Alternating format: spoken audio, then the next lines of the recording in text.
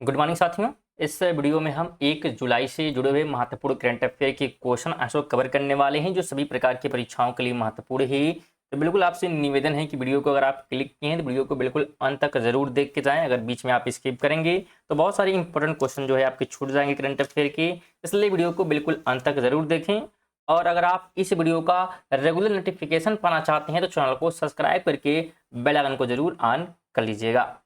बात करते हैं हम पहले प्रश्न की। तो पहला प्रश्न है कि हाल ही में किस देश ने अंतर्राष्ट्रीय परमाणु ऊर्जा एजेंसी के साथ सहयोग को निलंबित कर दिया है? तो ये जो निलंबित किया है ईरान ने किया है। ऑप्शन नंबर डी राइट हो जाएगा।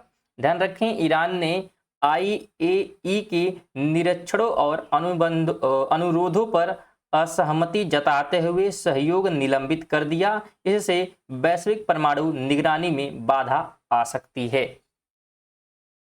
सेकंड क्वेश्चन है, हाल ही में किस राज्य सरकार ने ग्राम पंचायतों में हाल ही में किस राज्य सरकार ने ग्राम पंचायतों में बेटियों के विवाह कार्यक्रम के लिए मुख्यमंत्री कन्या विवाह मंडप योजना को मंजूरी दी है?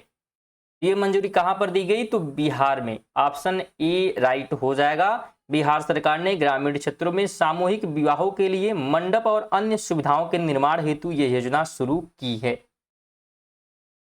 3 नंबर क्वेश्चन है, निम्नलिखित में से किस देश को वैश्विक तंबाकू नियंत्रण के लिए ओ श्रेणी में प्रतिष्ठित ब्लूमबर्ग फिलैंथ्रोपीज पुरस्कार से सम्मानित किया गया है? तो ये सम्मानित किया गया भारत को। ऑप्शन नंबर बी राइट हो जाएगा। भारत को तंबाकू नियंत्रण के प्रभावी उपायों जैसे कि ग्राफिक चेतावनी, विज्ञापन प्रतिबंध और सार्वजनिक धूम्रपान निषेध के लिए यह पुरस्कार मिला है। 4 नंबर है, हाल ही में किस देश की पूर्व उप वित्त मंत्री जू जियाई को एशियाई अवसंरचना निवेश बैंक का नया अध्यक्ष नियुक्त किया गया है? तो ये किस देश की पूर्व वित्त मंत्री हैं?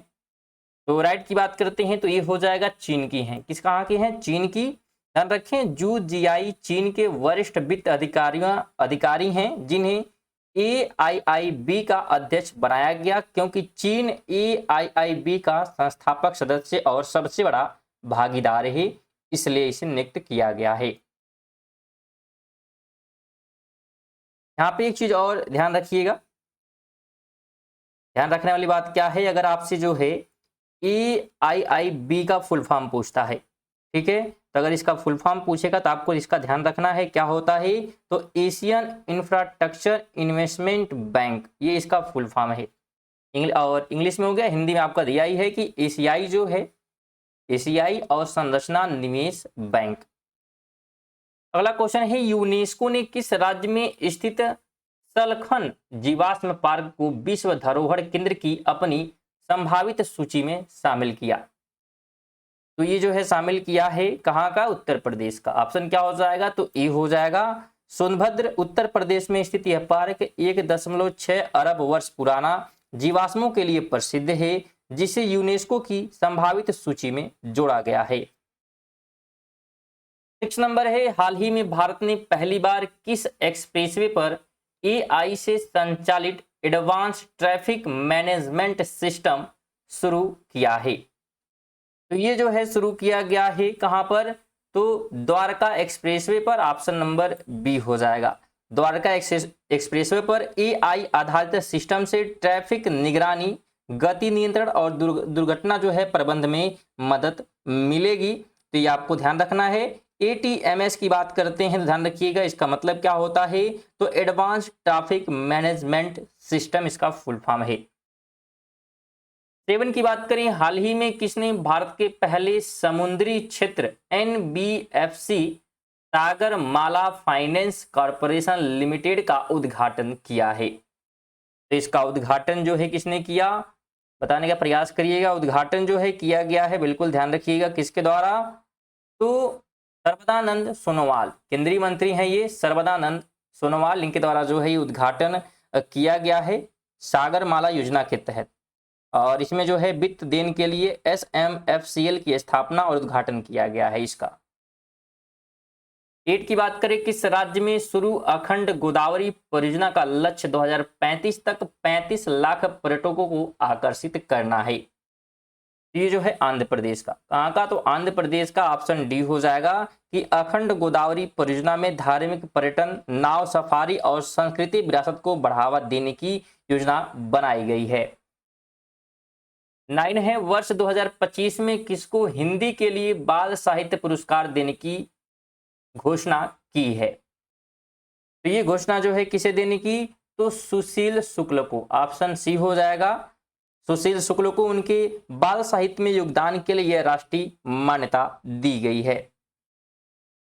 3 नंबर है कि हाल ही में किस देश ने जंगली आग लगने के बाद चियोस द्वीप पर आपातकाल की स्थिति घोषित की है?